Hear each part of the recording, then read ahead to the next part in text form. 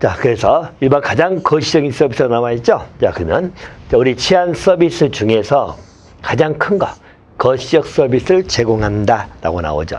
이런 게 보통들 우리 국방 서비스입니다. 자, 거시라는 것은 우리 국토, 영토를 지켜준다는 이야기죠. 그래서 국방 서비스죠. 가장 거시적인 것은 그렇게 받으시고, 또 경찰, 법원, 교정기관 등이죠. 형사, 사법 서비스입니다. 그래서 국방 서비스 다음으로 거시적이다 이런 의미죠. 자, 그리고 나서 이제 경찰입니다. 자, 일반적으로 기소, 재판, 또 행영, 교정 대상 등을 결정하는 나와 있죠. 자, 그래서 일단 경찰은 형사, 사법 체계죠. 1단계인 입구에 해당한다라고 나오는 것이죠. 그래서 일반 경찰 서비스는 대표적인 치안 서비스다. 이렇게 봐두시면 됩니다. 그래서 우리 경찰에서 수사도 하고, 자, 그리고 나서 검찰도 수사권이 있죠. 그래서 검찰 이렇게 갈 것이고, 검찰이 공소 제기하겠죠.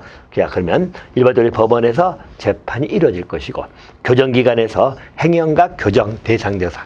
행형이라는 것은 일종의 이제 형을 집행해 가는 거죠. 그래서 법원에서 뭐 1년 이상 징역, 1년 징역이 나오면 우리 교정기관에서 자, 일반적으로 우리 징역 살이를 하잖아요. 그렇게 봐두시면 됩니다. 자, 반면에 이제 민간 부분입니다. 자, 민간 경비는 일반적으로 경찰 허가, 지도 감독을 받기 때문에 경찰과 밀접한 관련을 갖고 있다고 나와 있죠. 자, 그러면 정보보호, 시큐리티 자문, 사설 탐정 등 같이 다양한 형태로 치안 서비스가 이루어졌다고 나와 있죠. 자, 그래서 우리 민간 부분에서도 치안 서비스는 이루어지고 있다. 자, 그렇게 봐두시면 될 것 같습니다. 자, 여기 관련돼 가지고 순수 공공재 이론이 나오죠. 자, 이 포인트도 항상 여러분들이 기억해 주시기 바랍니다. 자, 일반적으로 순수 공공재 이론이라고 하는 것이고요. 자, 순수 공공재 이론은 자, 우리 머스크레이브라는 일반적 학자분이 말씀한 거죠. 자, 순수 공공재를 정의하면서 세 가지 기준입니다. 자, 우리 비경합성이라고 나오죠. 자, 그래서 비경합성, 또 비배제성. 자, 이게 나오고요. 자, 또 비거부성. 자, 이 세 가지. 자, 이 세 가지 기준에 의해 가지고 자, 일반적으로 이런 기준이 순수 공공재라고 보는 겁니다. 그래서 공공재인데 순수란 이야기죠. 이래야만 순수 공공재가 된다. 그런 의미입니다. 그래서 이런 세 가지 기준에 부합이 되어버리면 민간경비 접근은 좀 제한될 수밖에 없다. 자, 민간경비는 순수 공공재라고 보기는 어렵다. 그런 의미입니다. 그래서 공공성이 있다 하더라도 순수 공공재성을 인정하기 어렵다는 것인데, 일단 비경합성 이 표현을 기억하세요. 자, 비경합성이라는 것은 자, 우리가 경합되지 않는다는 것은 누구든지 이용할 수 있다. 그런 의미. 다시 말하면 추가 이용을 하더라도 추가 비용이 발생하지 나오죠. 추가 이용을 하더라도 추가 비용이 발생하지 않는다. 이것은 비경합성을 표현하는 말이다. 자, 그렇게 기억해 두세요. 그래서 일반적으로 동등한 서비스를 받는다는 이야기죠. 자, 그래서 일반적으로 누구는 참여하고 누구는 못하고 이런 의미가 아니다. 순수 공공재는 모두가 이용할 수 있다. 그래서 내가 추가 이용을 하더라도 다른 사람이 이용하더라도 추가 비용은 발생하지 않는다. 자, 한마디로 경찰이 일반적으로 우리 도로교통 생각하시면 되겠죠. 도로. 우리 교통 통제를 하고 있다는 이야기죠. 그러면 수없이 많은 차량이 오겠죠. 그런데 추가 이용하더라도 경찰 어차피 하루 종일 서 있는 건 똑같고, 그래서 추가 비용이 발생하지 않는 걸 비경합성. 자, 비배제성이라는 것은 일반적으로 배제되지 않는다는 이야기죠. 자, 배제되지 않는다는 것은 이용 접근에 제한할 수 없다. 이것을 비배제성.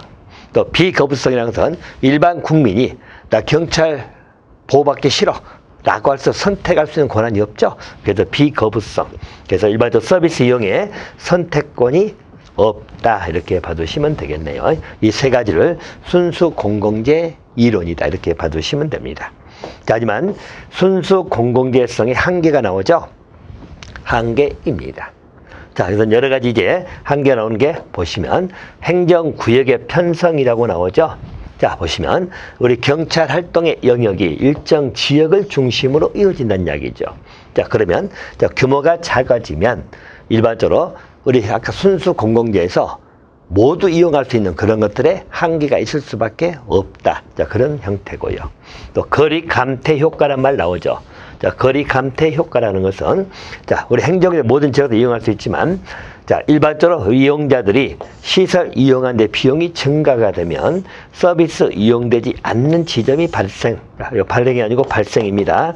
자, 발생하게 되어 순수 공공재성에 한계가 나올 수밖에 없다는 것입니다. 다시 말하면 일반적으로 우리가 공원, 법원 나오잖아요. 그러면 공공 서비스인데 자, 그걸 이용하는데 비용이 많이 든다면 모두 이용할 수 없잖아요. 그러면 결과적으로 우리 일정 거리가 생길 수밖에 없다. 그러면 거리 감퇴 효과, 그런 의미란 이야기예요. 그래서 한계점에서 소개가 되고 있다. 자, 또 한 가지 한계는 외부 효과성이라고 나옵니다. 자, 우리 외부 효과성이라고 하는 것은 자, 일반적으로 주변 지역에 양질의 교육시설 나오죠. 이럴 때는 아무래도 정효과가 발생하죠. 그래서 우리 플러스 효과가 발생한다. 자, 반면에 주변 지역에 우리 폐기물 처리장, 쓰레기 처리장이죠. 유해 시설이 인접해 있다면 마이너스 부의 효과가 발생한다는 이야기죠. 자, 그럼 이 말은 뭐냐면 일반적으로 우리 개개인의 가치 체계나 경계를 넘어서 영향을 받을 수밖에 없다는 것이에요. 그래서 순수 공공재는 한계가 있을 수밖에 없다. 자, 그런 의미예요. 그래서 우리가 외부 효과성 이런 문제들로 인해 가지고 순수 공공재에는 한계가 발생할 수밖에 없다. 자, 그래서 순수 공공재는 세 가지. 자, 비경합성, 비배제성, 비거부성. 자, 그 정도 하나 정리를 해 두시면 될 것 같습니다. 자, 이제 이론적 배경에 관한 이 테마는 다음 강에서 이어가도록 하겠습니다.